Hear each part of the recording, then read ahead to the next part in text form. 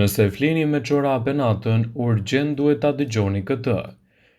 Nga njëra anë moti ka ndryshuar dhe gjithashtu i ftohti është në kulmin e vet, dhe ka disa që preferojnë të shkojnë në shtrat me çorape, por ndërsa shumë mund të besojnë se është një mënyrë për të qëndruar ngrohtë kur kondicioneri mund të mos bëjë punën e tij, sipas ulëntimeve çorapet mund të përmbajnë më shumë baktere se ato që gjenden në jashtëqitje.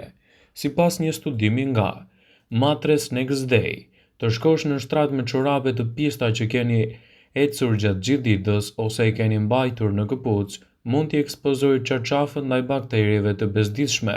Për këtë studim u analizuan çorapet e njerëzve në ndryshimin e veshjeve të rrobave nga 7 e mëngjesit deri në orën 23 të mbrëmjes.